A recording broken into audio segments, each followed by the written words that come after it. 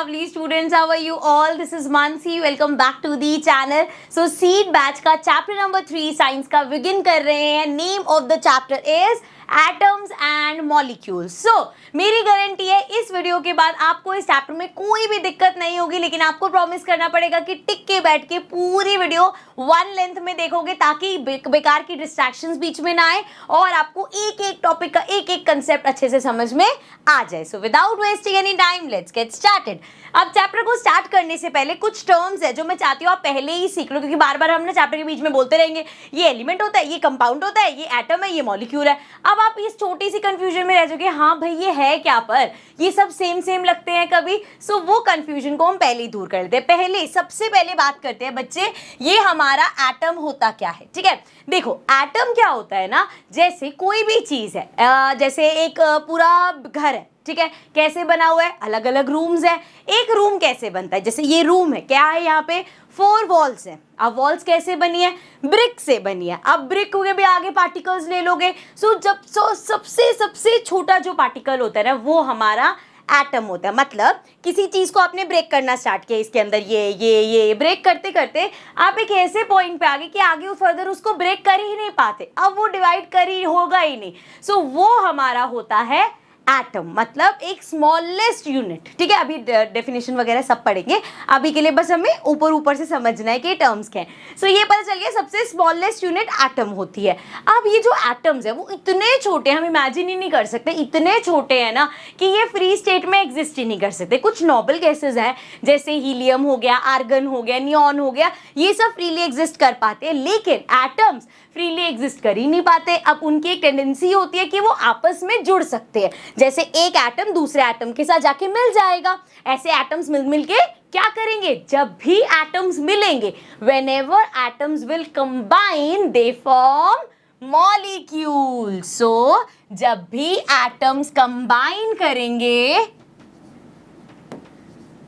तो वो molecule form करेंगे. सो चैप्टर का नाम समझ आ गया, एटम्स एंड मॉलिक्यूल्स. एटम हो गया सबसे स्मॉलेस्ट यूनिट, और एटम क्योंकि फ्रीली एग्जिस्ट नहीं कर पा रहे बेचारे, तो एटम जाके दूसरे एटम से मिल रहे हैं, एंड जब वो दूसरा एटम से मिल रहे हैं तो वो मॉलिक्यूल्स बना रहे हैं. सो एटम्स जब कंबाइन करते हैं तो वो मॉलिक्यूल्स फॉर्म करते हैं. अब देखो एक हाइड्रोजन का एटम है, अभी मैंने आपको बताया अगर ये हाइड्रोजन का सिंगल एटम है, ये बेचारा फ्रीली एग्जिस्ट नहीं कर सकता, तो वो क्या करेगा, दूसरे एटम से जाके कंबाइन होगा. अब मान लो ये जाके एक और हाइड्रोजन के एटम से कंबाइन हो गया.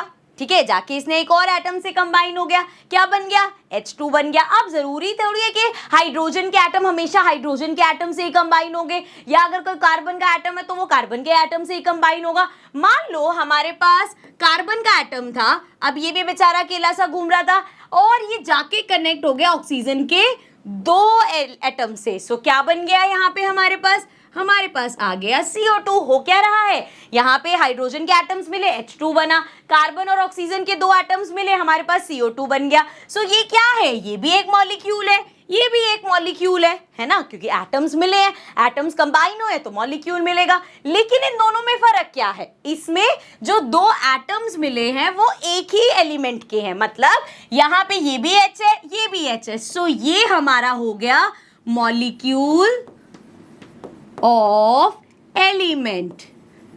ये क्या हो गया बच्चे, मॉलिक्यूल ऑफ एलिमेंट. कंबाइन हुए मॉलिक्यूल तो रहेगा, लेकिन किसका, सेम एटम्स जब कंबाइन होंगे तो एलिमेंट का मॉलिक्यूल. एंड यहाँ पे क्योंकि कार्बन भी है ऑक्सीजन भी है, अलग अलग हो गए ना, एक कार्बन का एटम आया, 2 ऑक्सीजन के एटम आए, अब अलग अलग चीजों के एटम आ रहे हैं. सो इसको हम बोलेंगे मॉलिक्यूल ऑफ कंपाउंड. अब यहां से आपको थोड़ा थोड़ा समझ में आ रहा होगा ये एलिमेंट और कंपाउंड क्या है. एलिमेंट होता है बच्चे जब एक ही तरह के एटम्स आपस में मिलते हैं तो वो एलिमेंट फॉर्म करते हैं, एंड जब अलग अलग तरह के एटम्स आके साथ में मिलते हैं तो वो कंपाउंड फॉर्म करते हैं. ठीक है, समझ में आई ये चीज. सो ये था हमारा एटम्स कंबाइन होके मॉलिक्यूल बनाते हैं. अब एक जैसे ही एटम्स कंबाइन हुए तो वो एलिमेंट बन गया, और अगर अलग अलग तरह के एटम्स कंबाइन हुए तो वो कंपाउंड फॉर्म हो गया. ठीक है बच्चे, चलो अब आगे बढ़ जाते हैं. अब हमें समझ में आ गया एटम्स क्या होता है, एलिमेंट क्या होता है, कंपाउंड क्या होता है, और हमारा मॉलिक्यूल क्या होता है। ठीक है, अब भाई आप सोचोगे मैम कभी कभी ना समझ में नहीं आता यार, ये एलिमेंट है ये कंपाउंड है, थोड़ी सी कंफ्यूजन रहेगी। हमेशा ये ध्यान रखना बच्चे कि अभी तक there are total of 118 elements discovered.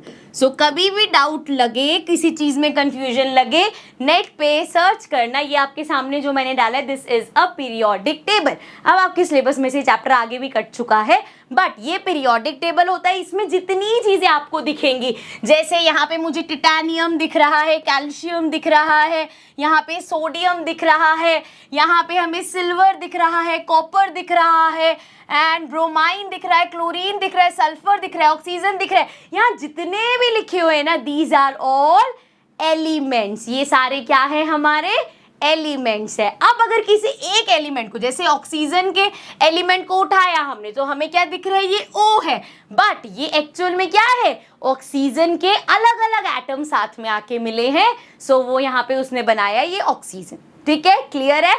चलो अब हम बढ़ जाते हैं आगे एंड बात करते हैं इफ वी गो, और ये बेसिकली डिवाइड आपका वो है डेफिनेशन है एटम का। ठीक है, so if we go on dividing matter, a stage will come when the particle obtained cannot be divided further। जब चैप्टर स्टार्ट किया था तभी मैंने बता दिया था, जब आप किसी पार्टिकल की ऐसी स्टेट पे पहुंच जाओ बच्चे कि उसको आप फर्दर डिवाइड नहीं कर पा रहे, उसको बोलते हैं हम एटम, मीनिंग इनडिविजिबल। आगे इसको डिवाइड नहीं कर सकते। समझ में आया।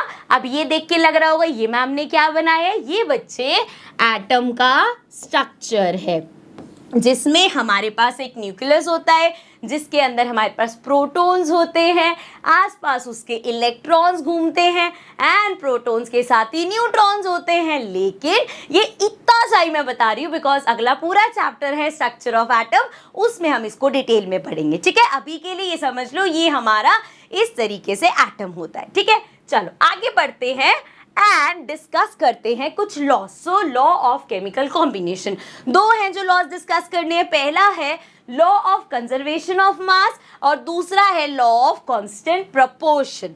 अगर पहले की बात करें जिसमें मास वर्ड आ रहा है, इसमें क्या कहा जाता है, इसमें बड़ी बेसिक सी चीज बोली जाती है कि कभी भी आप मास को ना तो एटम की मास को ना तो क्रिएट कर सकते हो ना ही डिस्ट्रॉय कर सकते हो। अगर लिखोगे कैसे इसको, it state that mass can neither be created nor be destroyed in a chemical reaction. ना तो आप मास क्रिएट कर सकते हो ना ही डिस्ट्रॉय कर सकते हो। अब आपको पता है जैसे दो चीजें यहाँ पे, मान लो एक ये चीज हो गई एक ये चीज हो गई, कंबाइन करके ये प्रोडक्ट मिल रहा है आपको। ठीक है, ये हो गया, इसको ए नाम दे दिया, ये ए है ये बी है, ये दो चीज कंबाइन करके मुझे ये सी चीज मिल रही है। अब अगर मैं इस लॉ को इजी वे में एक्सप्लेन करूं तो ये देख लो बच्चे, मान लो ये 4 ग्राम था एंड इसका आपने मास देखा, ये हमारा 6 ग्राम था। चलो सो ये अगर 4 ग्राम है, ये 6 ग्राम है, इसको जब मिक्स करोगे जो आपको यहाँ पे मिला ये आपको 10 ग्राम्स का मिलेगा, मतलब 4 + 6 10 हो गया। सो मास ना तो ऐसा हो सकता है कि वो 9 हो जाए, ना तो ऐसा हो सकता है कि वो 11 हो जाए, क्योंकि मास को ना तो आप क्रिएट कर सकते हो ना ही डिस्ट्रॉय कर सकते हो। अगर 10 ग्राम की चीज़ है तो वो 10 ग्राम की ही रहेगी, चाहे आप यहाँ पे 3 चीज़ों में डिवाइड कर लो चाहे 4 चीज़ों में, चारों का जितना मास हो प्रोडक्ट जो आपका आएगा वो उसका उतना ही मास होगा। मास can neither be created not be destroyed. Simple. चलो आगे बढ़ते हैं, सेकेंड लॉ जरा समझते हैं, लॉ ऑफ कांस्टेंट प्रोपोर्शन। इसको हम बोलते हैं लॉ ऑफ, जैसे कांस्टेंट प्रोपोर्शन है ऐसे कहीं कहीं पे लॉ ऑफ डेफिनेट प्रोपोर्शन में लिखा मिलेगा, it's one of the same thing. ठीक है, अब ये लॉ क्या कहता है कि जो भी चीज, जैसे कोई भी कंपाउंड है उसमें जो चीजें हैं ना उसका प्रोपोर्शन हमेशा सेम होगा। पढ़ते हैं कैसे लिखेंगे, in a chemical substance the elements are always present in definite proportion by mass. अब वो कह रहे हैं, जैसे इसका छोटा सा एग्जांपल लेके समझते हैं, H2O। ठीक है, जब भी आप वाटर की बात करोगे, जब भी पानी की बात करोगे H2O बोलते हैं। H2O का मतलब क्या है बच्चे, H2O का मतलब है कि हाइड्रोजन के 2 एलिमेंट्स आए, ऑक्सीजन का 1, ये कंबाइन होके बन गया हमारा H2O। जब भी पानी की एक छोटी सी बूंद भी ले लो, कितना कहीं से भी पानी का कोई भी वो उठा लो सैंपल, आपको उसका ब्रेक डाउन करके हाइड्रोजन के 2 और ऑक्सीजन का 1 H2O इसी फॉर्म में मिलेगा। ये फिक्स है, ऐसा नहीं हो सकता कि अच्छा हाइड्रोजन का 1 आ गया ऑक्सीजन के 2 आ जाएं, ये पॉसिबल ही नहीं है भाई, वो हाइड्रोजन के 2 और ऑक्सीजन का 1 ही आएगा। यहाँ पे ये चीज समझ में आ गई। अब जब हम मास की बात करते हैं, अभी आगे जाके ना चैप्टर में थोड़ा सा आगे जाके हम एटॉमिक मास पढ़ेंगे, जिसका क्या मतलब है कि हर एटम का कुछ मास है, ठीक है, ये चीज पढ़ेंगे। अभी के लिए मैं थोड़ा सा आपको बता रही हूँ सिर्फ ये लॉ समझाने के लिए। उसमें आप पढ़ोगे कि जो हमारा हाइड्रोजन है ना, इसका मास होता है 1U। अगेन वो अब उसकी एटॉमिक यूनिट है, अभी आगे पढ़ेंगे, टेंशन नहीं लेनी, बस ये समझाने के लिए मैं बता रही हूँ। सो हाइड्रोजन 1U होता है एंड हमारा जो ऑक्सीजन होता है ना बच्चे, वो होता है 16U।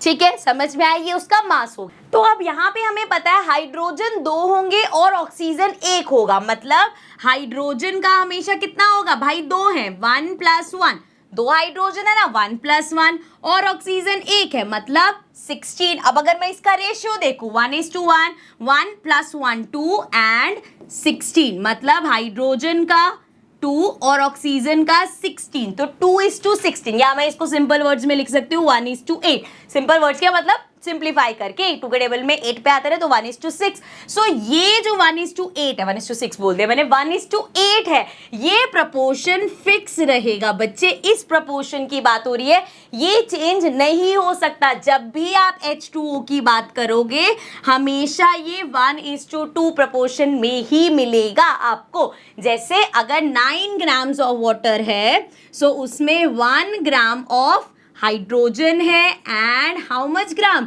8 ग्राम ऑफ ऑक्सीजन है। सिमिलरली इसको बढ़ा दो, अगर हम कहें 2 ग्राम ऑफ हाइड्रोजन है, 16 ग्राम ऑफ हमारे पास क्या ऑक्सीजन है, सो ये 18 ग्राम्स हो गया। समझ रहे हो आप? इसको सिंपली आप ऐसे समझ सकते हो, मान लो भाई आप अपने लिए लेमनेड बना रहे हो, उसमें आप क्या कर रहे हो भाई, आपने 1 गिलास पानी लेते हो, आधा नींबू निचोड़ते हो उसमें और 1 चम्मच चीनी का डालते हो, ठीक है, लेमनेड तैयार हो गया बढ़िया सा। अब एक दिन आप अपने लिए लेमनेड बना रहे थे और आपका भाई भागता हुआ है, भाई बहन कोई भी है कि यार मेरे लिए भी 1 गिलास बना दे, तो आप क्या करोगे, आप हर चीज को डबल कर दोगे। मतलब जैसे 1 गिलास आपने लेते हो तो आप 2 गिलास लोगे, आधा नींबू डालते हो उसका डबल कर दोगे, अब पूरा नींबू डालोगे, एंड चीनी 1 चम्मच डालते हो तो उसको 2 चम्मच कर दोगे, है ना। तो हमने क्या किया, प्रपोर्शन फिक्स ही रहा कि भाई 1 गिलास वाटर लिया जाएगा प्लस हाफ लेमन लिया जाएगा एंड 1 स्पून शुगर ली जाएगी। अब अगर इसको डबल करना है तो ये भी इंटू 2 हो जाएगा, मतलब 2 गिलास पानी हो गया, इंटू 2 हो जाएगा मतलब हाफ लेमन का 1 लेमन हो गया, इंटू 2 हो जाएगा मतलब 1 चम्मच चीनी की जगह 2 स्पून शुगर डलेगी। सो क्या हुआ, प्रपोर्शन सेम रहा, आपने डबल कर दिया, जैसे मैंने यहाँ किया था। 9 ग्राम है अगर 1:8, सो 9 का अगर आपने डबल कर दिया, 9 × 2 कर दिया, तो ये भी 1 × 2 हो जाएगा, वो 8 × 2 हो जाएगा, सो वो भी डबल हो जाएगा। लेकिन प्रपोर्शन जो है 1:8 लिखो चाहे 2:16 लिखो, प्रपोर्शन सेम है। ठीक है, समझ में आ गया ये लो। चलो आगे बढ़ते हैं बेटा, आगे देखते हैं। अब हम बात करते हैं डेल्टन्स एटॉमिक थ्योरी। अब एक डेल्टन साइंटिस्ट थे हमारे, उन्होंने अपनी एटॉमिक थ्योरी दी जिसमें बहुत सारी चीजें वही आएंगी जो आप पढ़ के आए हो, लेकिन ये थ्योरीज एक बार वो होगी वेरीफाइड हो गई तो आगे एक्सपेरिमेंट्स करने बहुत ईजी हो गए। जैसे पहला है, all matter is made up of very tiny particles called atoms which participate in chemical reactions। सो भाई उन्होंने बोला कि जितना भी मैटर है ना छोटे छोटे पार्टिकल से बना है और उन छोटे छोटे पार्टिकल्स को हम एटम बोलते हैं। बेसिक चीज है, ठीक है भाई, मान ली, प्रूव कर दिए, मतलब ये इनकी अप्रूव हो गई बात, तो सब साइंटिस्ट ने मान लिया कि हाँ ये चीज सच है, इसको आगे फॉलो करेंगे। देन है, atoms are indivisible particles which can not be created और destroyed in a chemical reaction. अब वो कह रहे हैं ये जो एटम्स है ना ये इनडिविजिबल पार्टिकल है, मतलब इनको आप आगे डिवाइड नहीं कर सकते, एंड किसी भी केमिकल रिएक्शन में ना आप कोई भी रिएक्शन करा लो, कभी भी किसी एटम को ऐसा नहीं है कि आज ये रिएक्शन किया एक नया एटम बन गया या ये एटम खत्म हो गया। आप जब भी देखोगे, जैसे हम यहाँ पे जब भी फॉर्मूलाज अभी आगे हम बनाएंगे, कोई आप रिएक्शन देखते हो, कैसे देखते हो, जैसे मान लो मैग्नीशियम ने क्लोरीन के साथ रिएक्ट किया तो हमें क्या मिलता है बच्चे, MgCl2 ये मिलता है हमें। सो ऐसा नहीं हुआ कि जब Mg और Cl ने रिएक्ट किया तो यहाँ से Mg गायब हो गया या Cl गायब हो गया, वो यहाँ पे हमारी जो ये वाली साइड है यहाँ पे रहेगा, क्योंकि ना तो आप एटम को क्रिएट, ना तो वहाँ पे नई कोई चीज बन सकती है, ना ही आप वहाँ से कोई चीज को डिस्ट्रॉय कर सकते हो। सो हमारे जो एटम्स है बच्चे वो इंडिविजिबल है, और किसी भी केमिकल रिएक्शन में हम अपने एटम्स को ना तो डिस्ट्रॉय कर सकते हैं, ना ही नए एटम्स को क्रिएट कर सकते हैं। ठीक है बच्चे, चलो आगे देखो। Atom of a given element are identical in mass and chemical properties. इसका मतलब ये है, जैसे हाइड्रोजन की बात करते हैं, ये हाइड्रोजन का एटम है, ये हाइड्रोजन का एक और एटम है, तो वो बोल रहे हैं अगर आइडेंटिकल है, जैसे किसी भी चीज के दो एटम्स है, यहाँ पे हाइड्रोजन का एक एटम, यहाँ हाइड्रोजन का दूसरा एटम, सो इसका मास जो है, जैसे हमने पढ़ा 1u है, यहाँ पे इसका मास क्या है, ये भी 1u होगा। ऑल्सो इसकी केमिकल प्रॉपर्टीज भी सेम होंगी। ऐसा नहीं होगा कि हाइड्रोजन का एक एटम है, उसकी आपकी केमिकल प्रॉपर्टीज अलग है, एटम दूसरा एटम लोगे हाइड्रोजन का तो उसकी प्रॉपर्टीज अलग होंगी, ऐसा नहीं होगा। अगर कॉपर के एलिमेंट उसकी बात कर रहे हो, कॉपर के एटम्स की बात कर रहे हो, सो सबका मास सेम होगा, सबकी प्रॉपर्टीज सेम होगी। सिमिलरली आप कोई भी ले लो, ऑक्सीजन के एटम्स ले लो, सारे एटम्स सेम होंगे। ठीक है, मतलब उनका मास भी सेम होगा, उनकी केमिकल प्रॉपर्टीज भी सेम होगी। अगला है atoms of different elements have different masses and. अब भैया अगर आप एक हाइड्रोजन का एटम कंपेयर करो एक ऑक्सीजन के एटम से, तो इसका मास भी अलग होगा और इसकी केमिकल प्रॉपर्टीज भी अलग होंगी। सो यहाँ पे आप कितने भी ले लो, कॉपर का एक एटम उठा के बैठ जाओ, क्या होगा भैया, उसकी अपनी प्रॉपर्टीज होंगी, उसका अपना मास होगा, ये आपस में सेम नहीं हो सकते, तभी तो अलग अलग चीजें बन पाई हैं, तभी तो अलग अलग एटम्स है वो। ठीक है, चलो ये हो गया।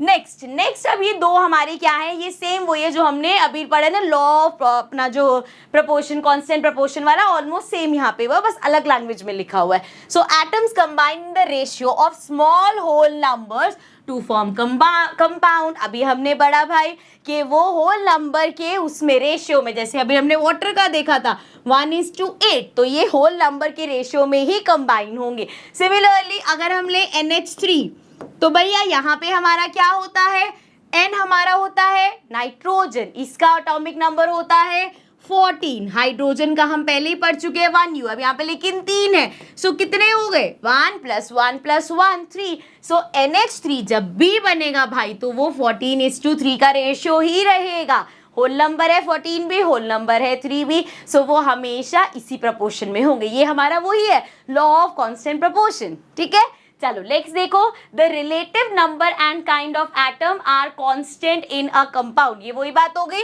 कि भैया H2O है, सो भाई हाइड्रोजन के 2 और ऑक्सीजन का 1, ये फिक्स ही रहेगा, इसको नहीं बदल सकते। NH3 है, नाइट्रोजन का 1, हाइड्रोजन के 3, ये फिक्स ही रहेगा, इसको आप चेंज नहीं कर सकते। किसी दिन भी उठ के ये नहीं बोल सकते कि हाँ पानी की एक बूंद ली, इसमें हाइड्रोजन का 1 था, ऑक्सीजन के 2 थे, पॉसिबल ही नहीं है। हाइड्रोजन 2 है तो वो 2 ही रहेगा, ऑक्सीजन 1 है तो वो 1 ही रहेगा, वो आप चेंज नहीं कर सकते। ठीक है, डन, चलें आगे बढ़ जाए। चलो भाई आगे बात करते हैं। नेक्स्ट है व्हाट इज एन एटम। आप कहोगे मैम इतनी देर से पढ़ा रहे हो, एटम ही तो पढ़ा रहे हो, तो बेसिकली अब उसकी क्या, उसको कैसे डिफाइन करोगे, क्या उसका साइज होता है, क्या सिंबल्स होते हैं, कैसे बनता है, आगे ये सब बातें करनी है। ठीक है हमने, चलो। So atom is the defining structure of an element which can not be broken by any chemical means. इसको फर्दर आप ब्रेक डाउन नहीं कर सकते, ये स्ट्रक्चर हो गया एटम का। अब ऑल्सो भाई एटम की इतनी सारी डेफिनेशन हमने ही पढ़ ली है, सो आप कोई भी डेफिनेशन लिख सकते हो, ऐसा नहीं कि भाई यही डेफिनेशन करेक्ट डेफिनेशन है। ठीक है, सिंपल सी एक होगी, स्मॉलेस्ट यूनिट है जिसको आप फर्दर ब्रेक डाउन नहीं कर सकते, वो हमारा एटम हो गया। ओके, चलो आगे बढ़ते हैं। अब बात कर लेते हैं जरा साइज ऑफ एटम। ये तो मैंने पहले ही आपको बता दिया कि जो हमारा एटम का साइज होता है वो बहुत छोटा होता है। आप कितना छोटी चीज इमेजिन कर सकते हो, एक चींटी इमेजिन कर सकते हो कितनी छोटी होती है। अब मान लो भाई एक चींटी ने कोई वो खाना लेके जा रही है, कोई दाना है, चावल का दाना है उसके मुंह में, तो वो जो दाना उसके मुंह में वो तो चींटी से भी छोटा है। ठीक है, आप उससे भी छोटी चीज इमेजिन कर लो, बैक्टीरिया। भाई हमें दिखते ही नहीं है नेकेड आई से, माइक्रोस्कोप के नीचे दिखते हैं कितने छोटे हैं। अब वो छोटा सा बैक्टीरिया भी हमारा एटम से बना हुआ है, तो आप इमेजिनेशन जहां तक भी लेके जा सकते हो, उतनी छोटी चीज की बात हो रही है यहाँ पे। वो हमारा क्या होता है बेटा, वो हमारा एटम होता है। ठीक है, चलो पढ़ते हैं इसको। Atom are remarkably small surpassing easy visualisation. भाई जब मैं बार बार बोल रही हूँ वो इतना छोटा होता है, जब बैक्टीरिया नेकेड आई से नहीं देख सकते तो वो बैक्टीरिया भी एटम से बना हुआ है, सो कैसे देख पाएंगे हम एटम, वो बहुत छोटा होता है, ठीक है।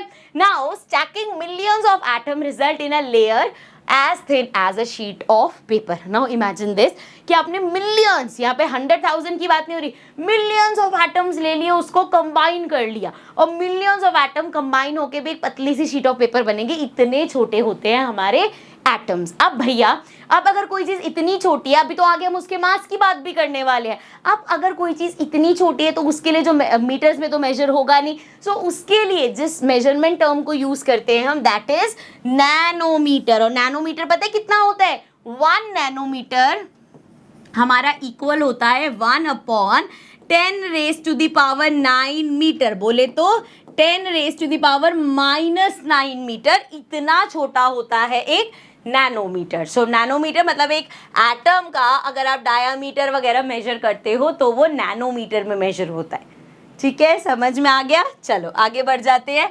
सो सिंबल्स फॉर एटम्स। अब भैया जब धीरे धीरे एटम्स डिस्कवर होने लगे तो साइंटिस्ट ने सोचा कि यार पूरे पूरे वर्ड्स, या जैसे अभी भी हम क्या करते हैं, अभी हमें पता है भाई इफ आई राइट Cu, आपको पता है मैम कॉपर की बात करिए, इफ आई राइट H, आपको पता है यार हाइड्रोजन की बात हो रही है, O लिखती हूँ पता है ऑक्सीजन की बात हो रही है, K लिखती हूँ पता है पोटेशियम की बात हो रही है। तो पहले जब ये स्टार्ट हुआ था तो ऐसे सिंबल्स नहीं आए थे, तब ये चल रहा था कि हम कैसे सिंबल्स बनाएंगे। डेल्टन ने ऐसे सिंबल्स दिए थे कि देखो हाइड्रोजन है तो उसको ऐसे दिखाएंगे, अगर कार्बन है तो ऐसे करके ब्लैक सा कलर से थोड़ा सा शेड कर दिया, ऑक्सीजन है तो खाली सर्कल हो गया, सल्फर है तो थोड़ा येलो सा कर दिया और ऐसे कर दिया। बट आप इमेजिन करो धीरे धीरे टाइम के साथ और एलिमेंट आते जा रहे थे, तो अगर ये हमें सिंबल्स याद करने पड़ते तो कितना मुश्किल हो जाता। तो आगे जाके ये हुआ बात कि नहीं भैया ऐसे सिंबल्स और बड़े बड़े करेंगे तो बहुत दिक्कत हो जाएगी, बहुत सारे अभी एलिमेंट्स डिस्कवर हो रहे हैं। So what are the modern day symbol of atoms of different elements. तो मॉडर्न डेज जो हम सिंबल्स यूज करते हैं कौन से है और कैसे आए वो देखो।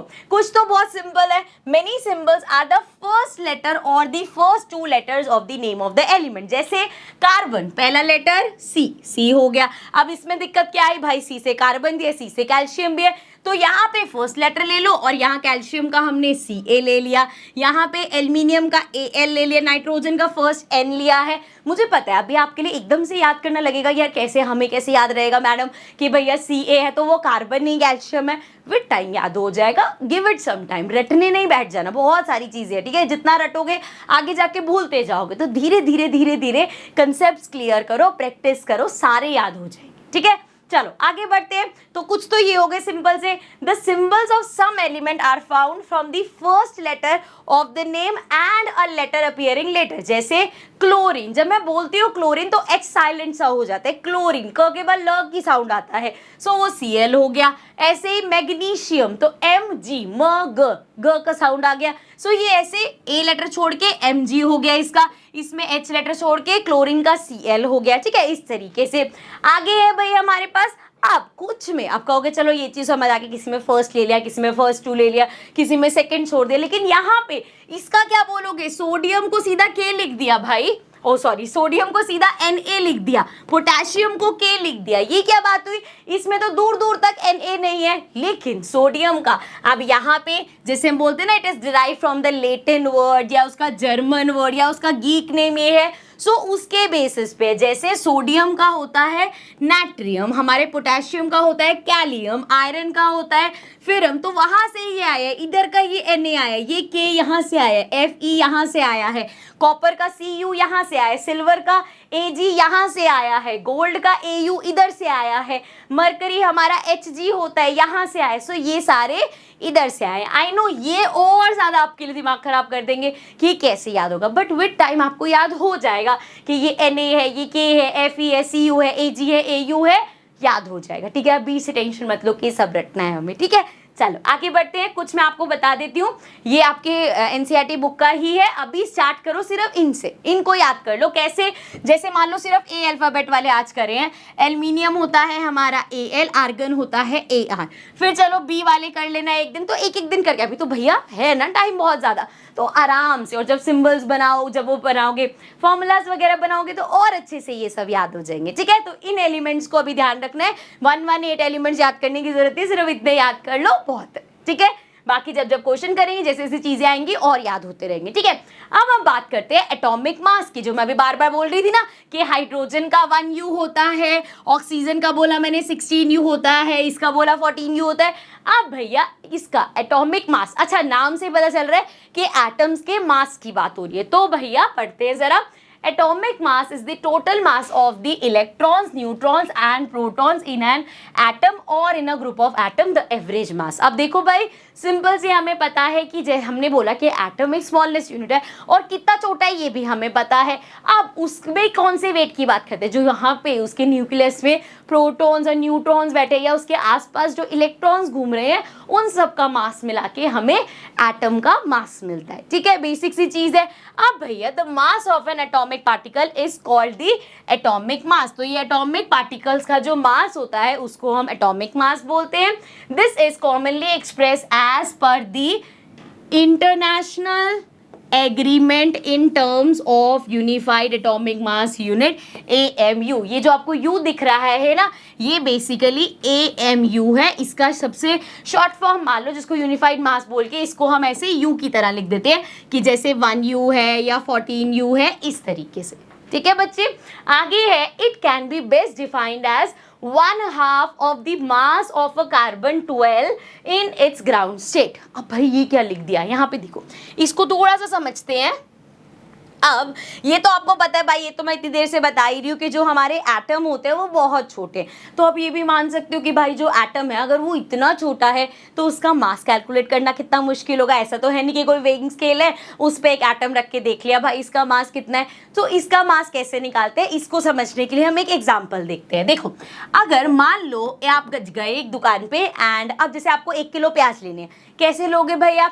अब वो भैया क्या करता है, वो जो उनके पास वो होता है वेइंग्स के, अब तो इलेक्ट्रॉनिक वाले आ गए, बट ऐसे वाले तराजू देखे हैं ना आपने, तो वो क्या करता है, इस साइड पे एक आयरन बार रखेगा जो 1 kg का होगा, इधर आपके टमाटर डालने या आलू डालने स्टार्ट करेगा। जब वो दोनों बैलेंस हो जाएंगे, मतलब ये चीज़ भी 1 किलो की होगी, चलो ले जाओ। अब यहाँ पे मान लो आप एक दुकान पे गए और उसने बोला कि देखो भाई मेरे पास वो है नहीं 1 किलो 2 किलो 10 किलो वाला, पर मेरे पास एक वाटरमेलन है। अब जो उसके पास वाटरमेलन था ना बच्चे, वो 12 kg का था। फॉर एग्जाम्पल कह रही हूँ मैं, 12 किलो का एक वाटरमेलन था। अब उसने क्या किया, इसके 12 टुकड़े कर लिए। मतलब अब जो एक स्लाइस है वाटरमेलन की वो कितने की होगी बच्चे? पूरा वाटरमेलन 12 kg का था, उसके 12 इक्वल पार्ट हो गए, तो एक पार्ट कितने का हुआ? 1 kg। समझो बात को, पूरा वाटरमेलन हमारा कितना था भाई? 12 kg का था। अब उसके 12 इक्वल पार्ट हुए, तो एक पार्ट 1 kg का हो गया। ऑफ कोर्स ऐसे ही भाई 12 है, 1 प्लस प्लस प्लस करते जाओगे 12 kg आ गया। और मैं इसको और क्या बोल सकती हूँ कि ये जो इतना सा पार्ट है ना, ये पूरे वाटरमेलन का 1/12 पार्ट है। वाटरमेलन का 1/12 पार्ट है। ठीक है, समझ में आया? अब यहीं से ही आप इस जो ये एग्जाम्पल बताया ना मैंने, सेम यहाँ पे यही चीज बस वाटरमेलन की जगह कार्बन को रख दो कि उन्होंने कार्बन का मास देख लिया कि कार्बन का मास 12U है। अब उन्होंने क्या किया, उस कार्बन के टुकड़े कर दिए। अब कार्बन का एक टुकड़ा उन्हें मिल गया 1U का है। अब इसी के हिसाब से उन्होंने बाकी सारे एटॉमिक नंबर्स निकाल दिए। जैसे हाइड्रोजन, अब उन्होंने एक साइड पे कार्बन का एक टुकड़ा रखा और इधर हाइड्रोजन एटम रखा, तो वो बराबर है। मतलब हाइड्रोजन कितना हो गया? 1U हो गया। फिर जब नाइट्रोजन की बात हुई तो उन्हें कार्बन के जो उनका एक पीस है ऐसे 14 पीसेस रखने लगे, तो भैया 14U हो गया। ऑक्सीजन के टाइम 16 पीसेस रखने पड़े। सो इस तरह से ये सारे एटॉमिक मास निकले हैं। और अगर हम पहले की बात करें तो पहले ये चीज ऑक्सीजन के साथ करी गई थी, बट वो इतना ज्यादा हमारा कामयाब नहीं रहा, बाकी रिएक्शन नहीं कर पाए, तो देन वो कार्बन पे शिफ्ट हो गए कि कार्बन को एक बेस बना लिया, ग्राउंड स्टेट बना ली, उससे बाकी सारे एटॉमिक मासेस निकाल दिए। ठीक है, अब जरा ये लाइन पढ़ दे फिर समझ में आएगा। हमें अगर डिफाइंड करना है one atomic mass, 1U define करना है, so it can be best defined as 1/12 of the mass of carbon. तो कार्बन एटम का 1/12, जैसे वहां मैंने बोला जो एक पीस अलग किया वाटरमेलन का, वो पूरे वाटरमेलन का 1/12 पार्ट है, ऐसे यहाँ पे ये जो 1U है ये 1/12 है हमारे कार्बन का। अच्छा, कार्बन में भी आप सोचोगे अभी भाई इसमें कार्बन 12 क्यों लिखा है, ये आगे जाके पढ़ेंगे कि कार्बन 12, 13, 14 भी होता है, क्यों होता है वो बाकी बात है, अभी के लिए नहीं उसमें घुसना हमें, अभी ये समझना है भाई कार्बन 12 की बात हो रही है। ठीक है, चलो अब आगे बढ़ जाते हैं, एटॉमिक मास समझ में आ गया होगा। अब हम बात करते हैं हाउ डू एटम्स एग्जिस्ट। अभी चैप्टर की स्टार्टिंग में ही मैंने बोला कि भैया एटम्स इतने छोटे होते हैं कि वो फ्री स्टेट में एग्जिस्ट ही नहीं कर पाते, तो कैसे एग्जिस्ट करते हैं, आपस में एक दूसरे के साथ बॉन्ड बना के, एक दूसरे के साथ कंबाइन होके, मतलब मॉलिक्यूल्स की फॉर्म में। पढ़ते हैं इसको, atom can not survive independently, so atom join together and form molecule और आयंस। अभी आयंस कहाँ से आ गए, अभी तक तो आप बोल रहे थे मॉलिक्यूल बनाते हैं, आयंस क्या होता है वो भी पढ़ेंगे आगे, अभी धीरे धीरे। अब atom of most of the elements are very reactive and does not exist in free state. So ज्यादातर जो हमारे एलिमेंट्स है वो बहुत रिएक्टिव होते हैं, फ्री स्टेट में एग्जिस्ट नहीं करते, except only the atoms of noble gases. मैंने बताया था ना, जैसे हीलियम, नियॉन और ये सारी हमारी नोबल गैसेस है, आर केमिकली अनरिएक्टिव, रिएक्ट नहीं करती ये, and can exist in free state as single atom. So इनके सिंगल एटम भी एग्जिस्ट कर सकते हैं, मतलब हीलियम को जरूरी नहीं है कि एक एटम हीलियम का है उसको दूसरे एटम ऑफ हीलियम से कंबाइन होना पड़ेगा तभी वो एग्जिस्ट कर पाएगा। सिंगल अगर हमारा एटम भी है तो वो अपना फ्री स्टेट में एग्जिस्ट कर सकता है, क्योंकि वो इतना रिएक्टिव नहीं है, अनरिएक्टिव है। ओके बच्चे, atom of all other elements combine together to form molecules और आयंस। इसके अलावा जितने भी एलिमेंट्स आपको पता हैं वो भाई अपने जैसे एटम्स के साथ कंबाइन हुए तभी एग्जिस्ट कर पा रहे हैं। ठीक है, चलो आगे चलते हैं। What is a molecule. अब हम पढ़ तो मॉलिक्यूल भी चुके हैं, एटम्स जैसे हमने डिस्कस किया था तो हमने मॉलिक्यूल भी पढ़ा था,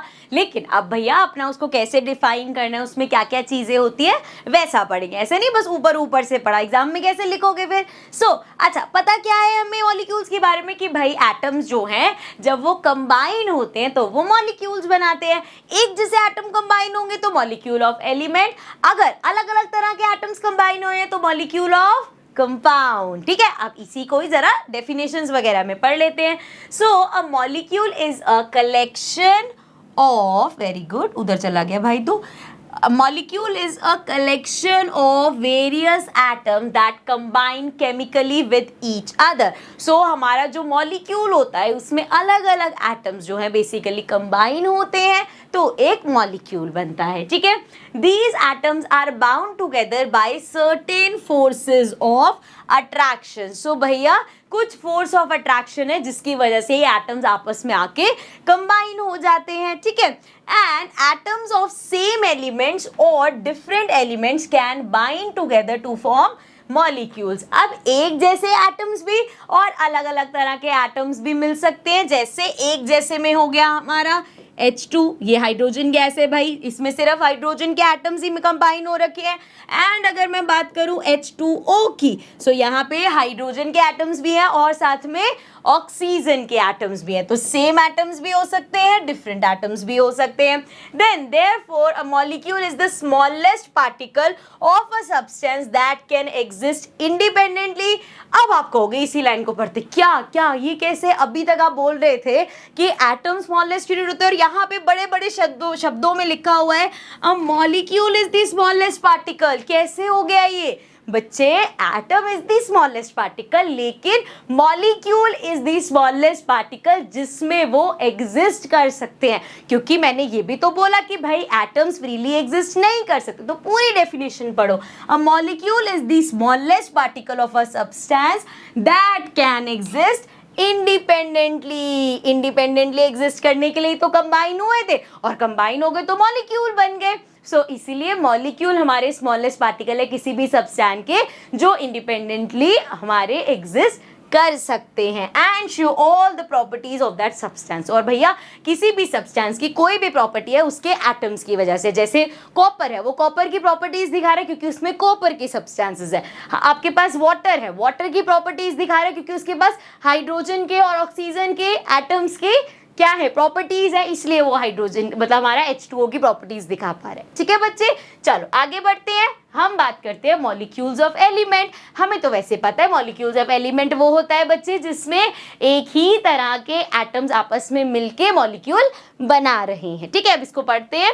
the molecule of an element are form by combination of similar type of atoms. For example helium is made up of only one atom while oxygen is made up of 2 atom. जैसे जब हम helium की बात करते हैं, again helium क्या है, हमारी नोबल गैस है, हमें पता है वो सिंगल एटम भी एग्जिस्ट कर सकता है। सो वो हो गया 1 एटम वाला। लेकिन जब हम ऑक्सीजन की बात करते हैं, वी ऑलवेज राइट O2, जब भी ऑक्सीजन गैस की बात होती है O2 लिखते हैं। सो वो 2 एटम से बना हुआ है। ठीक है, चलो अब इसको पढ़ते हैं। एक वर्ड है एटॉमिसिटी। एटॉमिसिटी क्या है, वो यही है कि कोई भी चीज 1 एटम से बनी है, 2 एटम से बनी है, 3 एटम से बनी है, 4 एटम से बनी है, 5 6 कितने एटम से बनी है। ठीक है, सो सबके कुछ नाम होते हैं। नाम वैसे इतने ईजी है कि आपको पढ़ पढ़ के याद हो जाएगा। सो the number of atoms in a molecule of an element is called its atomicity। so भैया एक उसके अंदर कितने number of atoms है वो उसकी atomicity होती है। for example helium is monoatomic and oxygen is diatomic। so mono मतलब 1 atom, di मतलब 2 atoms, so diatomic 2 atoms, monoatomic 1 atom। ठीक है, एग्जांपल्स देख लो। सो मोनोएटॉमिक हो गया when an element comprises of single atom, जैसे हमारी सारी नोबल गैसेस हो गई। डायएटॉमिक हो गया जब वो कंप्रेस करती हैं 2 कंप्राइज ऑफ 2 एटम्स। ट्राइएटॉमिक हो गया हमारा when an element comprises of 3 atoms, जैसे अगर मैं O3 की बात करूँ, ओजोन की बात करूँ, सो इसमें 3 एटम है ऑक्सीजन के। टेट्रा इज फॉर 4, अच्छा ट्राई 3 के लिए हो गया, एंड पॉली मीन्स मेनी। ठीक है, सो ट्राई एटॉमिक की अगर हम बात करें तो 3 एटम से बने, टेट्रा एटॉमिक की बात करें तो 4 एटम से बने हैं, एंड अगर पॉली एटॉमिक की बात करें सो दे आर मोर देन 2, मतलब यहाँ पे 3 4 से भी ज्यादा हैं तो वो सब पॉली एटॉमिक में आ गए। ठीक है, समझ में आ गया। चलो आगे बढ़ जाते हैं। आगे है बच्चे हमारे पास यहाँ पे कुछ एग्जांपल्स देख लो। आर्गन हो गया, हीलियम हो गया, क्या है, सिंगल नोबल गैसेस है, सिंगल एग्जिस्ट कर सकती हैं। मोनोएटॉमिक। ऑक्सीजन को कैसे लिखते हैं हमेशा O2। हाइड्रोजन गैस की बात होती है H2, नाइट्रोजन गैस की बात होती है N2, तो ये क्या है, डायएटॉमिक है। सिमिलरली क्लोरीन को भी Cl लिखते हैं, तो ये सारे हमारे डायएटॉमिक है क्योंकि 2 अलग अलग एटम से बने हैं। देन फॉस्फोरस हमारा tetra because we write it as P4। Then sulphur we write Sl, so ये पॉलीएटॉमिक हो गया क्योंकि इसमें 8 आ गए और वो टेट्रा बिकॉज उसमें 4 आ गए। ठीक है, अब एक चीज और मैं इसमें ऐड करती हूँ, जैसे मान लो इफ आई राइट H2O। ठीक है, सो यहाँ पे हाइड्रोजन के कितने एटम्स है बच्चे, 2 एटम, ऑक्सीजन का 1, टोटल कितने हो गए इसमें 3 एटम्स हो गए। ठीक है, सो यहाँ पे क्या मैं इसको कह सकती हूँ भाई ये हमारा, इसमें तो नहीं है, ट्राई एटॉमिक है।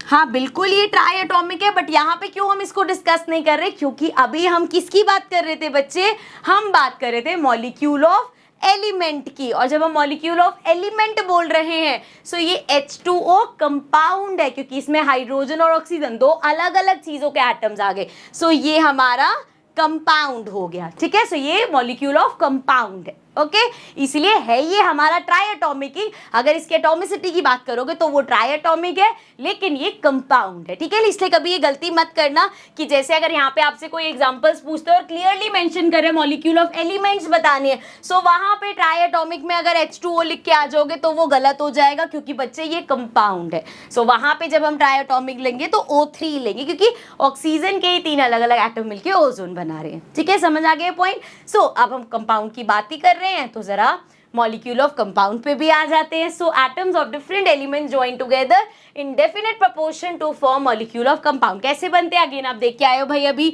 H2O का एग्जांपल लिया तो डेफिनेट प्रोपोर्शन रहेगी, हाइड्रोजन के 2 हैं तो वो 2 ही रहेंगे, ऑक्सीजन का 1 है तो वो 1 ही रहेगा। NH3 ले लो या NH4 ले लो, नाइट्रोजन का 1, हाइड्रोजन के 3, ठीक है। तो जब भी जैसे यहाँ कार्बन डाइऑक्साइड है, सो अगेन कार्बन का 1, ऑक्सीजन के 2, तो भैया इसमें ये सारे एलिमेंट्स हैं एंड इनके ये फिक्स प्रोपोर्शन में रहेंगे, ठीक है। समझ में आ गया बच्चे? चलो आगे बढ़ जाते हैं। आगे अब हम बात करते हैं व्हाट इज एन आयन। अभी आया था ना, atoms join to form molecules and ions, तो ये आयंस ने आ गया। आयन बेसिकली क्या है ना बच्चे, चार्ज की बात होती है। जैसे इफ आई राइट Na+, सो यहाँ पे मैंने प्लस लिखा, जब मैं Cl लिखती हूँ आई राइट Cl-, ऐसे लिखती हूँ। ये सारे क्या हैं, ये आयंस है। इसको पढ़ते हैं।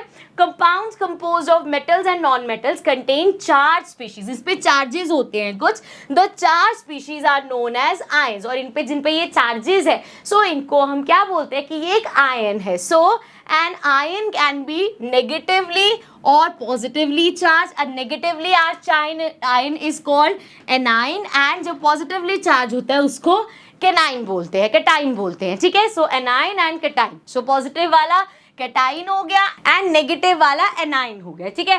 अब यहाँ पे कुछ एग्जांपल अगर हम देखें, some positively charge Na+, K+, Cl2+, Al3+, और कुछ नेगेटिवली चार्ज है Cl-, S2-, इसका माइनस उधर चला गया, एंड OH-। अब आपके दिमाग में आ रहा होगा कि ये कैसे डिसाइड हुआ कि Na के साथ प्लस लगेगा, Cl के साथ माइनस लगेगा। सो ये डिसाइड हुआ उसके नंबर ऑफ इलेक्ट्रॉन्स और प्रोटॉन से, जो कि हम डिस्कस करेंगे जब हम चैप्टर नंबर 4 करेंगे स्ट्रक्चर ऑफ एटम। वहां पे आपको समझ में आएगा अच्छा क्यों इसके साथ प्लस लगा और क्यों इसके साथ माइनस लगा, ठीक है। इसलिए अभी के लिए आपको सिर्फ ये समझना है कि जब भी हम एक चार्ज स्पीशी की बात करते हैं वी टॉक अबाउट आयंस, ठीक है। तो जब भी चार्जेस पे जाते हैं हम इनको आयंस बोलते हैं। सो अब आगे बढ़ते हैं। आगे है हमारे पास, we can classify ions in 2 types. अभी आयंस भी 2 तरीके के हो सकते हैं, वन इज सिंपल आयंस और एक है कंपाउंड आयंस। फर्क क्या है, इफ आई राइट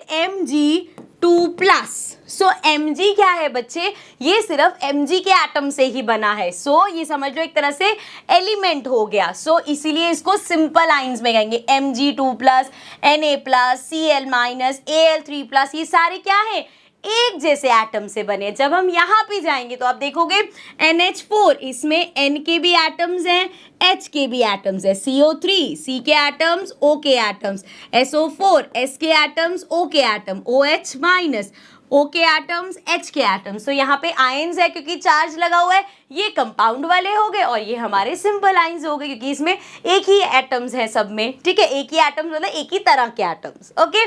चलो अब आगे बढ़ते हैं। पॉली एटॉमिक आयंस, ये ध्यान से समझना भाई, ये जो है ना हमारा एग्जाम में भी पूछा जा सकता है कि ये क्या है, क्वेश्चन इस बेस्ड आ सकता है। A group of atoms carrying a charge is known as a polyatomic ions. अभी आपने पॉली एटॉमिक पढ़ा है जब हम यहाँ पे डिस्कस कर रहे थे मॉलिक्यूल ऑफ एटम्स। सो हमने कहा था कि भाई अगर कोई ऐसा है जिसमें अलग अलग तरह के बहुत सारे एटम्स हैं, जिससे 3 या 4 से ज्यादा, टेट्रा एटॉमिक तक तो हमने पढ़ा था, अगर 4 से भी ज्यादा हो गए तो हम उसको पॉली एटॉमिक बोल देते, नंबर ऑफ एटम्स अगर हो गए। सो यहाँ पे वही चीज है, लेकिन वो क्या बोल रहे हैं, जैसे अब इस चीज को हम ऐसे समझेंगे, H2SO4 ये क्या है, हमारा सल्फ्यूरिक एसिड। इसमें हमारे 2 हाइड्रोजन के हैं बच्चे, 1 सल्फर का है और 4 ऑक्सीजन के हैं, 1 2 3 4। सो 2 हाइड्रोजन के, 1 सल्फर का और 4 हमारे ऑक्सीजन के, ये आपस में सारे कंबाइन करके हमारा H2SO4 बनाते हैं, मतलब सल्फ्यूरिक एसिड बनाते हैं। अब अगर इसमें से, अब यहाँ पे क्या है ये देखोगे अगर आप, तो इनके जो आयंस है वो सारे मतलब प्लस माइनस वाले साइन सारे न्यूट्रलाइज हो गए एक दूसरे से। लेकिन अगर मैं इसमें से हाइड्रोजन एक हटा दूं तो क्या हो जाएगा, हमारे पास खाली H रह जाएगा और SO4 रह जाएगा। SO4 तो है अभी, अगर ये H मान लो यहाँ से हमने हटा दिया तो हाइड्रोजन 1 हो गया, सल्फर भी 1 है और ऑक्सीजन के 4, तो ये क्या बन गया, HSO4। ये हमारा बन जाता है हाइड्रोजन सल्फेट। और इसमें क्या फर्क आएगा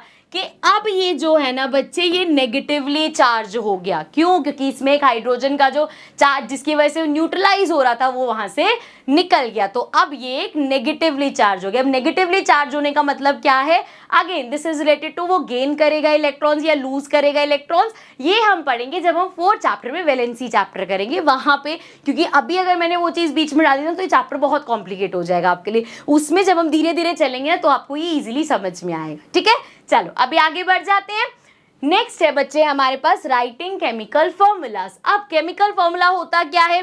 किसी भी चीज को, कोई भी कंपाउंड है उसको हम कैसे लिखते हैं उसके जैसे।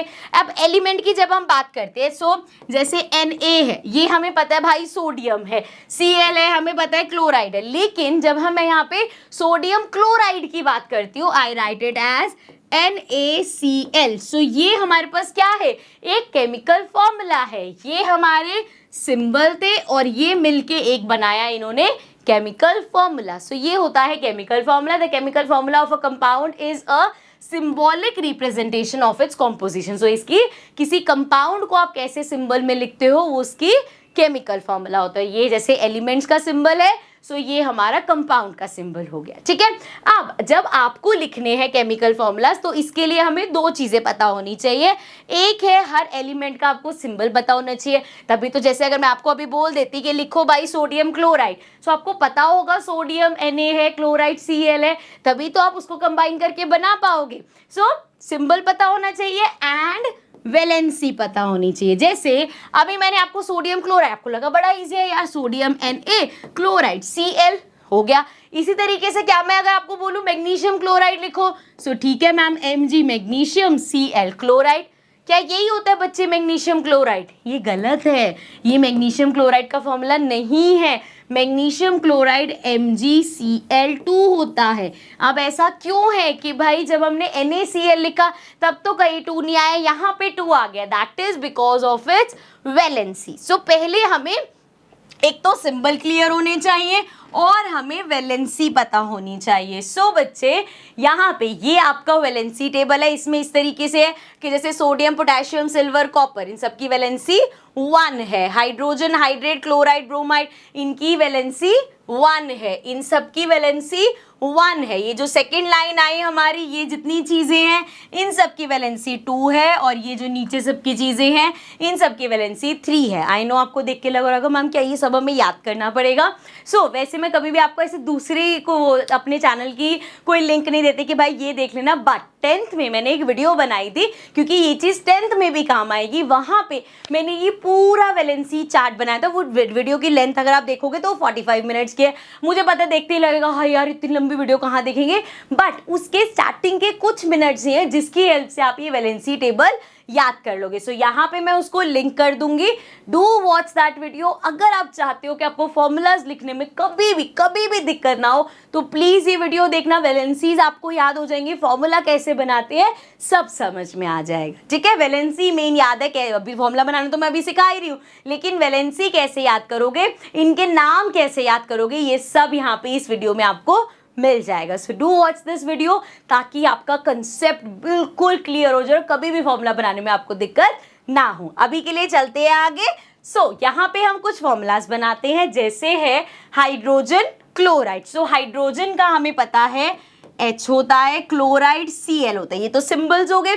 अब इनकी वैलेंसी, सो बच्चे हाइड्रोजन की वैलेंसी 1 होती है, एंड जब हम क्लोरीन की बात करते हैं तो इसकी वैलेंसी भी 1 हो। अब क्या करते हैं, अब ये गलती नहीं करनी है हमें कि ठीक है H1Cl1, नहीं बच्चे, हम हमेशा जब भी वैलेंसीज लिखते हैं ना एक दूसरे की लिखते हैं। मतलब हाइड्रोजन के साथ इसकी वैलेंसी जाएगी और क्लोराइड के साथ इसकी वैलेंसी जाएगी। मतलब हाइड्रोजन के साथ 1 आया और Cl के साथ 1 आया। पर क्या कभी किसी फॉर्मूले को आपने ऐसे देखा 1-1 लिखा हो? तो जब 1 होता है तो हम इसको डायरेक्ट लिख देते हैं। सो ये हो गया हमारा HCl।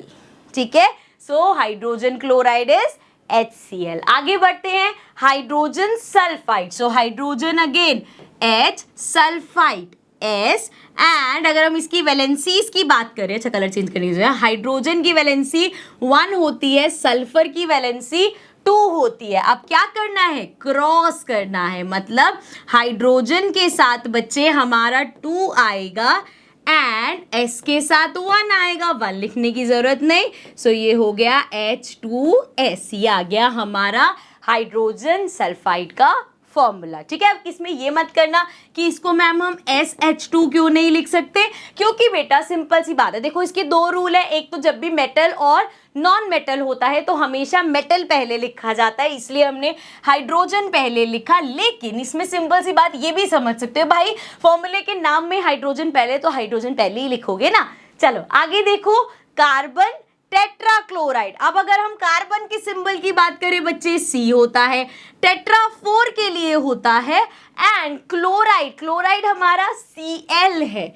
अब आप वैलेंसी वाला टेबल देखोगे ना तो पता चलेगा मैम इसमें कार्बन की तो वैलेंसी है ही नहीं, इस टेट्रा से हमें पता चल रहा है कार्बन की वैलेंसी 4 होगी। वैसे भी कार्बन की वैलेंसी 4 होती है, हमारा जो क्लोरीन है उसकी वैलेंसी 1 होती है। सो जरा करो, इसको क्रॉस करो बच्चे, C के साथ कार्बन वाले के साथ आएगा 1 एंड Cl के साथ आएगा 4, तो 1 लिखने की तो जरूरत नहीं, ये बन गया CCl4। सो ये आ गया हमारा फॉर्मूला। समझ में आया? चलो कुछ और एग्जांपल्स देखते हैं। नेक्स्ट है मैग्नीशियम क्लोराइड, जो मैंने अभी बताया भी था आपको। So magnesium is Mg, chloride is Cl। Magnesium की वैलेंसी बच्चे 2 होती है, Cl की वैलेंसी 1 होती है। कर दो जरा, क्रॉस करो जरा इनको। सो Mg के साथ आ गया बेटा 1 एंड Cl के साथ आ गया 2। सो 1 है तो लिखने की जरूरत नहीं, सो ये आ गया MgCl2। अब समझ में आया यहाँ पे 2 क्योंकि मैग्नीशियम की वैलेंसी 2 है। ठीक है बेटा, आगे बढ़ते हैं aluminium oxide. So aluminium is Al, oxide is O। अब इनकी वैलेंसी की बात करें, सो जो हमारा Al है उसकी वैलेंसी होती है 3, एल्यूमिनियम की वैलेंसी होती है 3, ऑक्साइड की वैलेंसी होती है 2। सो कर दो जरा क्रॉस, क्या मिला हमें, Al के साथ 2 आ गया एंड O के साथ 3 आ गया। सो ये हो गया हमारा एल्यूमिनियम ऑक्साइड। ठीक है, चलो कैल्शियम ऑक्साइड की बात करते हैं। Calcium is Ca, oxide is 2। Calcium की वैलेंसी 2, ऑक्साइड की वैलेंसी 2। सो फॉर्मूला क्या होना चाहिए, Ca के साथ इसका 2 और O के साथ इसका 2। क्या फॉर्मूला Ca2O2 होता है? नहीं। अगर आपके पास बच्चे यहाँ दोनों पे वैलेंसी सेम ही आ जाती है, तो जैसे हम मैथ्स में मानते हैं ना 2/2 कैंसिल हो जाता है, 1 हो जाता है। सो यहाँ पे भी अगर दोनों की सेम है तो लिखने की जरूरत नहीं, CaO हो गया। ठीक है, देखो जैसे 1-1 यहाँ पे तो नहीं है, जब 1-1 एग्जाम्पल होता है तब भी हम दोनों की लिखते नहीं, ऐसे अगर दोनों सेम 2-2 हो जाए तो भी मान लो हमें उसकी लिखनी है, 2 से 2 कैंसिल हो गया। ठीक है, ऐसे समझ लो। सो ये हो गया कैल्शियम ऑक्साइड हमारा CaO हो गया। चलो आगे देखो, अरे चल जा, आगे है सोडियम नाइट्रेट। सोडियम हमारा होता है बच्चे Na एंड नाइट्रेट होता है NO3। ठीक है, तो सोडियम की जब हम वैलेंसी की बात करेंगे 1 होती है, NO3 की बात करेंगे इसकी वैलेंसी भी 1 होती है। तो जब आप इनको क्रॉस करोगे बेटा दोनों की सेम है, क्या लिखेंगे, we will write NaNO3। Okay clear, आगे बढ़ते हैं। Calcium hydroxide, calcium is Ca, hydroxide is OH। अब कैल्शियम की वैलेंसी क्या होती है, कैल्शियम की वैलेंसी होती है 2 और हाइड्रोक्साइड की होती है 1। जरा इसको क्रॉस करो, सो ये मुझे मिलेगा कैल्शियम के साथ 1 और ऑक्साइड के साथ 2। सो क्या मैं इसको ऐसे लिख सकती हूँ CaOH2? क्या ये करेक्ट है? देखने में तो करेक्ट ही लग रहा है, लेकिन जब भी बच्चे हमारे पास ऐसे होगा, क्योंकि यहाँ पे ना वैसे तो इसका रीजन ये है कि देखो रूल होता है, पॉलीएटॉमिक आयंस होते हैं तो उसमें हम ब्रैकेट लगाते हैं। अब क्यों लगाते हैं, इसका सिंपल सा रीजन देखो ना, जब हम लिख रहे हैं CaOH2, अगर मैं इसको ब्रेक डाउन करूँ तो ऐसे से आ जाएगा कि कैल्शियम के 2, ऑक्सीजन का 1, हाइड्रोजन के 2। क्या ये बात सही है? नहीं भाई, कैल्शियम 1 है, OH दोनों साथ में 2 हैं। सो विल राइट CaOH पे ब्रैकेट एंड देन 2। समझ में आ रहा है? इसको ऐसे समझो कि अगर आप बिना ब्रैकेट के लिखोगे तो वो ऐसा लगेगा कि ये 2 सिर्फ H के साथ है, नहीं ये दोनों के साथ है। सो Ca ब्रैकेट में OH और साथ में 2। ठीक है, समझ आया? चलो आगे देखो, sodium carbonate, sodium is Na, carbonate is CO3। सो भैया Na हमारा सोडियम की वैलेंसी 1 होती है, कार्बोनेट की वैलेंसी कितनी होती है, कार्बोनेट की वैलेंसी 2 होती है। क्रिस क्रॉस कर दो जरा। सो क्या मिलेगा हमें, Na के साथ आ गया 2 एंड CO3 के साथ 1, तो कुछ भी लिखने की जरूरत नहीं है। अब यहाँ पे क्या मुझे Na के साथ ब्रैकेट लगाने की जरूरत है बच्चे? नहीं, कोई जरूरत नहीं है। क्यों जरूरत नहीं है? क्योंकि ऐसा थोड़ी हो जाएगा कि A के साथ 2 है, A तो कुछ है ही नहीं, Na पूरा हमारा सोडियम है, उसके साथ 2 है, साफ पता चल रहा है। ठीक है, चलो आगे बढ़ जाते हैं। आगे अच्छा यहीं पे ये रुक जाओ, ये रहा एल्यूमिनियम सल्फेट। सो एमोनियम सल्फेट, सॉरी मैं एल्यूमिनियम सल्फेट का फॉर्मूला लिख देती। एमोनियम हमारा होता है NH4 एंड सल्फेट हमारा होता है SO4। ठीक है, ammonium NH4 and sulphate SO4। Ammonium की बात करें तो वैलेंसी 1 होती है, SO4 की वैलेंसी 2 होती है। इसका जब आप क्रिस क्रॉस करोगे तो क्या मिलेगा, NH4। सो भाई NH4 में ब्रैकेट लगा के लिखोगे 2 और साथ में SO4। ओके बच्चे, सो इस तरीके से आप सारे फॉर्मूलाज बनाओगे। और भी अभी हमारे पास एक्सरसाइज में है और बहुत सारी आप प्रैक्टिस इसकी कर सकते हो। अभी के लिए चलते हैं हम अपने नेक्स्ट टॉपिक पे, विच इज मॉलिक्यूलर मास। अब मॉलिक्यूलर मास क्या होता है, जैसे हमने एटॉमिक मास पढ़ा उसमें हमने देखा एटम का मास, तो जब वो एटम्स कंबाइन होते हैं, जैसे अगर देखो यहाँ पे अगर मैं बात कर रही हूँ बच्चे हाइड्रोजन के एटॉमिक मास की, सिंगल एटम ऑफ हाइड्रोजन है, एटॉमिक मास होता है 1U। अब ये एटम्स जब कंबाइन करते हैं, मान लो मैंने पूछा भाई बताओ मुझे H2 का मास क्या होगा, सो इसका क्या होगा भाई, 2 एटम्स है, सो 1U प्लस 1U क्या हो गया, 2U हो गया। यही अगर मैं H3 कर दूं भाई, 1 3 हो गए, 1 प्लस 1 प्लस 1, सो ये क्या हो गया, 3U हो गया। H4 हो जाएगा 1 प्लस 1 प्लस 1 प्लस 1, सो मतलब, और इसी में अगर मैं ऐसे लिख दूं CO2, चलो इसका बताओ।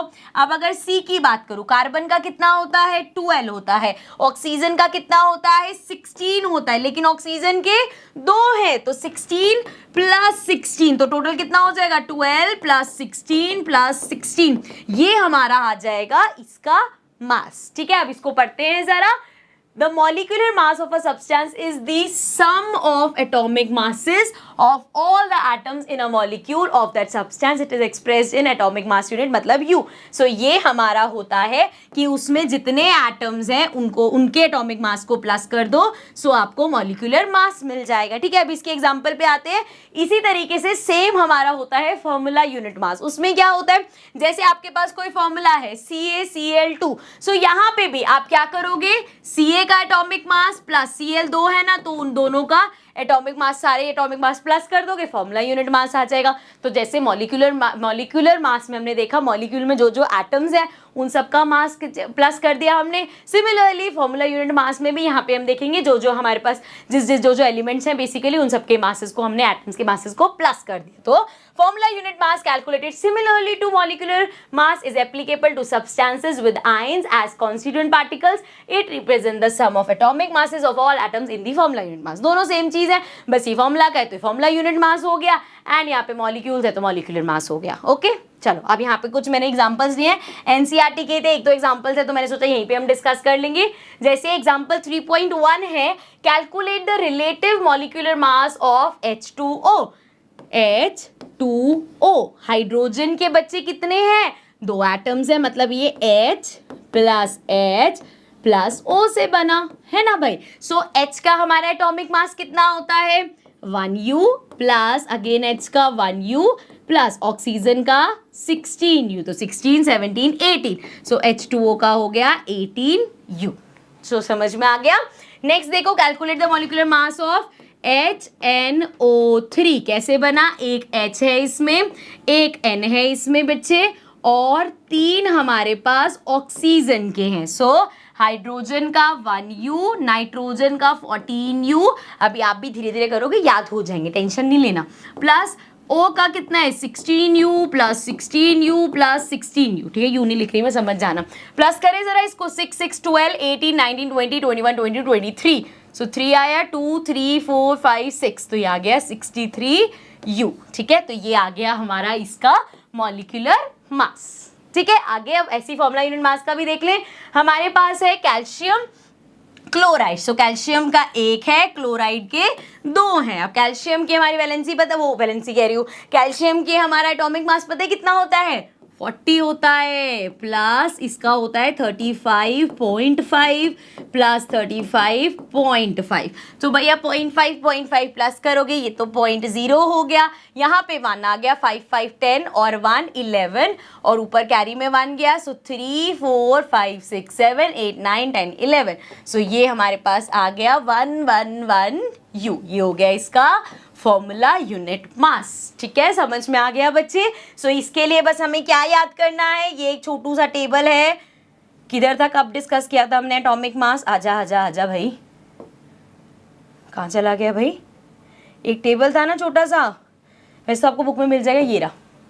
ये जो हमारा टेबल है ना बच्चे, ये आपको बस अच्छे से याद करना है। इसमें हमारे पास हाइड्रोजन का 1U, कार्बन का 12, नाइट्रोजन का 13, ऑक्सीजन का 16, सोडियम का 23, मैग्नीशियम का 24, सल्फर का 32, क्लोरीन का 35.5 एंड कैल्शियम का 40। सिर्फ इतना टेबल याद कर लेना, इनफ है। कभी इसके अलावा कुछ आएगा तो मोस्ट प्रोबेबली आपको साथ में दे रखा होगा कि भाई इसका इतना यूनिट मास होता है। ठीक है बच्चे, सो इसके साथ अब देखो जरा कहाँ पहुंच गए हम डिस्कस कर रहे थे फॉर्मूला यूनिट मास, और फॉर्मूला यूनिट मास की जब मैं नेक्स्ट स्लाइड करती हूँ तो चैप्टर हो गया खत्म। अब पुराने बच्चे जो थे इसके बाद मोल कंसेप्ट पढ़ते थे, जो कि थोड़ा हाई लेवल था, तो भैया कॉन्ग्रेचुलेशंस, क्योंकि आप लोगों का वो टॉपिक हट चुका है, वो आपको पढ़ने की जरूरत नहीं है। सो इसी के साथ चैप्टर को करती है एंड जो मैंने आपको रिकमेंड करी थी वीडियो, प्लीज वो देख लेना, ताकि आपको अभी से ही, वो 10th क्लास के बच्चों को मैं सिखा रही हूँ, आपको अभी से ही कोई दिक्कत नहीं होगी, आपको वो सारी वैलेंसीज और फॉर्मूला बनाने में कभी गलती नहीं करोगे। ठीक है,